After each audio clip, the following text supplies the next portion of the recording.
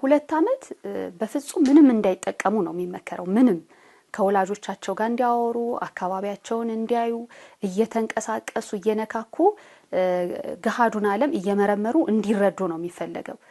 ከሁለት ዓመት በኋላ አስፈላጊ ሆኖ ከተገኘ ትምህርት ሰጭ ቋንቋን ንግግርን የሚያበረታታ አንዳንድ የጨዋታ ክህሎቶችን ሊማሩባቸው የሚችሉ ትምህርታዊ የሆኑ መዝሙሮች ሊሆኑ ይችላሉ።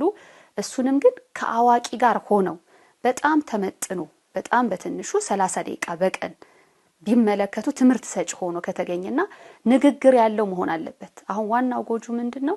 ንግግር የሌላቸው ደግሞ ሲሆኑ የበለጠ ንግግር የሌላቸው በእንቅስቃሴ ብቻ ልጆች የሚያዩቸው ፊልሞች አሉ፣ ጨዋታዎች አሉ።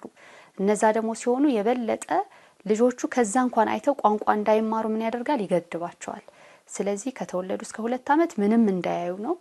ከ2 እስከ 6 ዓመት ደግሞ ትምህርታዊ ለሆነ እንደው ልጄ በቀጥታ ሳስተምረው ስነግረው አልገባውምና እስኪ እንደው በቴሌቪዥን ሳሳየው ብሎ ወላጅ ካሰበ ለማስተማር እሱንም ወላጅ አብሮ ሆኖ ያዛ ጋር የሚባለው ነገር አብሮ ደግሞ እየነገረ ደግሞ እያስረዳቸው ለማስተማሪያ መንገድ ከሆነ 30 ደቂቃና ከዛ በላይ ባይሆን ይመከራል።